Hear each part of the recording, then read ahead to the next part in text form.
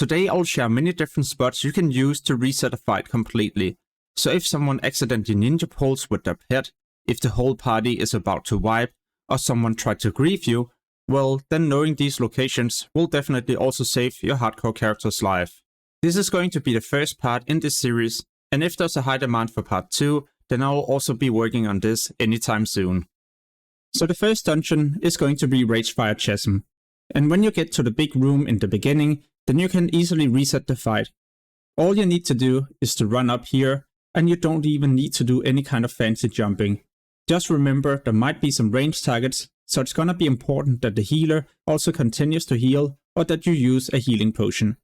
After around 10 seconds, these will also completely reset, and now you can either use your Heartstone or try to go again.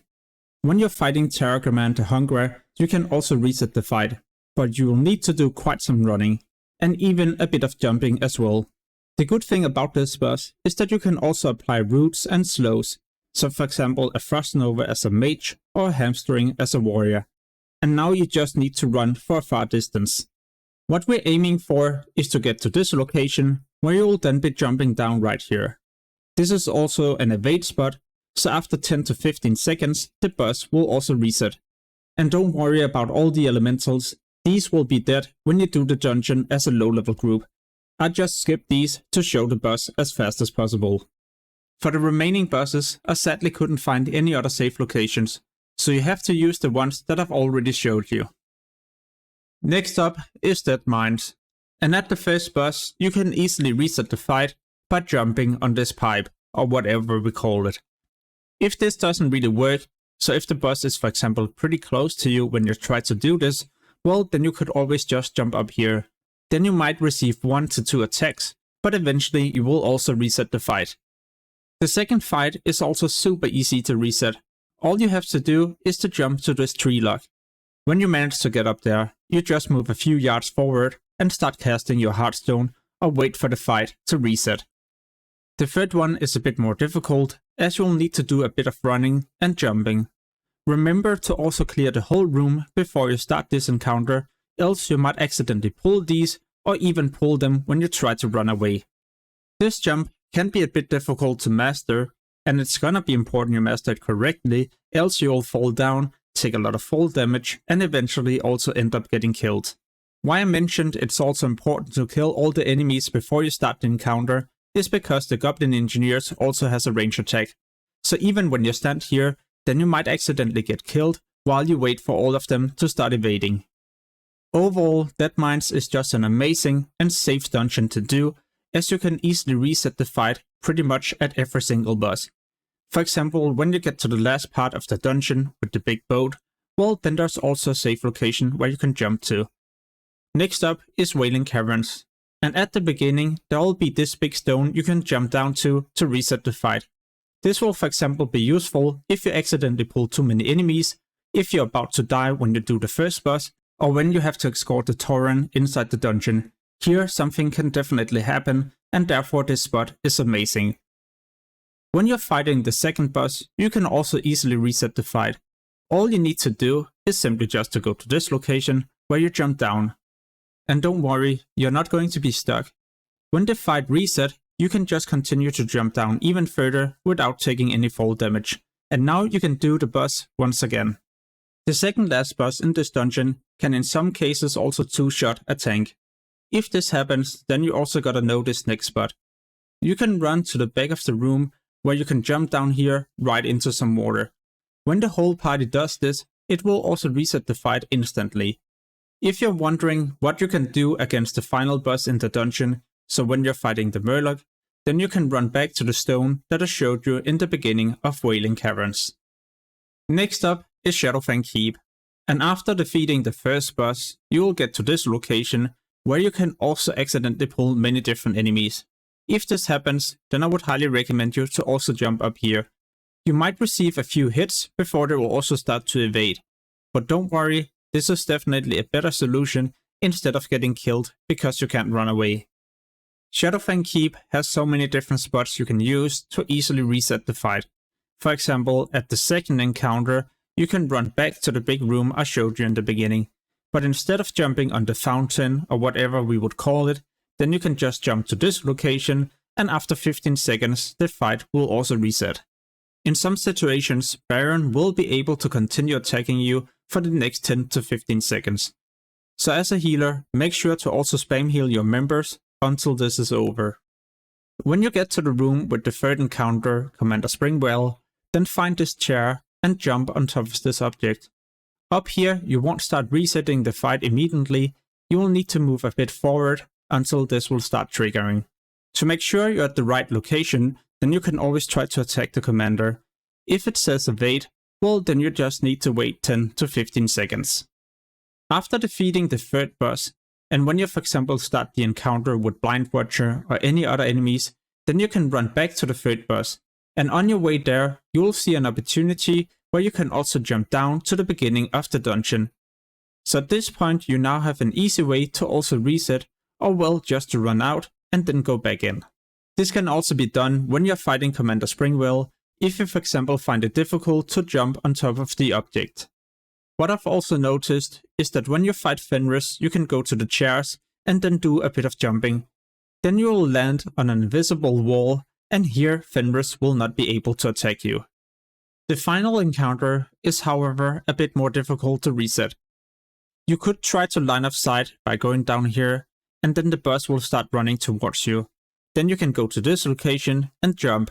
Here you will be able to use your Heartstone, but the thing is that the boss will once in a while also teleport around. If this happens, then it will all of a sudden also be able to attack you once again. So then you'll need to try to escape and run out of the room as fast as possible. The easiest and also safest way to reset the fight is just to go back to the room with Fenris. When you get to the room, you just need to go down to this spot, where you're now also safe and can start casting your Heartstone. In Blackfanthom Deeps there isn't many safe spots. These will start appearing as you get to the final part of the dungeon, so when you get close to the second last boss. Here there will be a big room, and all of these enemies you can pull, and then you just need to jump into the water. When you get into the water, you need to do a bit of swimming, and then you need to jump to this spot. Here you will also be in a safe zone where you can reset the fight. This spot will also become handy in case something goes wrong when you're fighting the second last boss. After defeating the second last boss, there's also a great opportunity to grief people because you can spawn many different elite targets at the same time. If someone tries to do this, then what you need to do is to go to this spot immediately and then do a bit of jumping. Here you should be completely fine and able to start casting your Heartstone. Or you could go back to the water location I showed you before and start using your Heartstone. At the final encounter, go to the altar and then jump on top of the stone.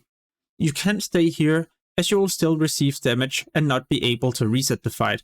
So you need to go to the next stone until this will start triggering. And now after 10 to 15 seconds, you will reset the fight, or you could just start casting your Heartstone immediately.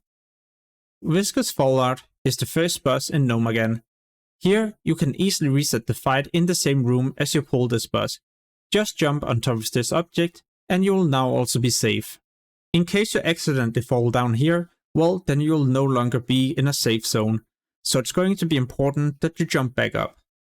When you fight Electrocutioner 6000, then it might be tempting to jump down, but you will take a lot of fall damage and also pull any nearby elites. Instead, you just need to jump up here. I know there's this airplane or object at the platform, but the thing is that this is no longer a safe zone. If you try to jump on top of this, well then the boss will continue to attack you. So to be 100% sure that you won't die, then just go to this location. The final encounter in Gnomergan can be quite difficult.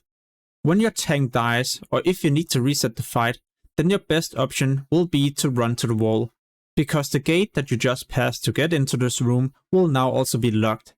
But what I did discover is that sometimes you can run to the wall and then reset the fight. At least I tried this 10 times in a row and it did work. Next up is Razorfen Kraul. And let's say you make it past the first couple of enemies and someone ninja pulls or something happens, well then what you could do would be to go to this exact location.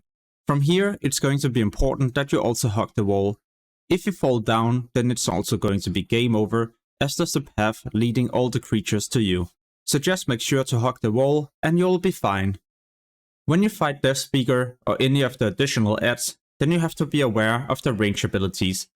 So when you try to reset the fight here, then you also gotta make sure you do a bit of jumping, and here is not going to be a safe zone. You need to jump into the hub.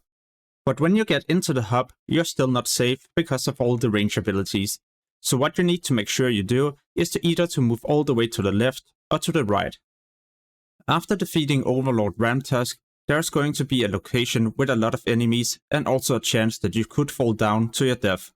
If you accidentally ninja pull something, then you could go to this exact spot and reset the fight completely. Remember, there might be some ranged targets, and if so, then you can just move a bit back so you line of sight. Next up, you will get to the room with all the different beds. Here there's also an easy way to reset the fight. As you can see, there's a gap in between the two different areas, and the moment you jump here, you're now also safe. Next up is the last room with the final boss in the dungeon. Here it's important you don't rush it too fast and overextend, because you will need to do this movement a bit slow. So what I usually do is to hug the wall and then enable walking only. That way my movement speed won't be too fast and I won't fall all the way down. You just need to move a bit down and yeah, then you'll be safe. If you accidentally fall a bit further down, then I guess you could also still survive. It all depends on your level and if you're going to pull any nearby enemies.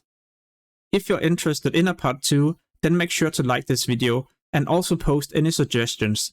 For more hardcore content, make sure to also check out the channel, and as always, thank you so much for watching and have an amazing day. Peace!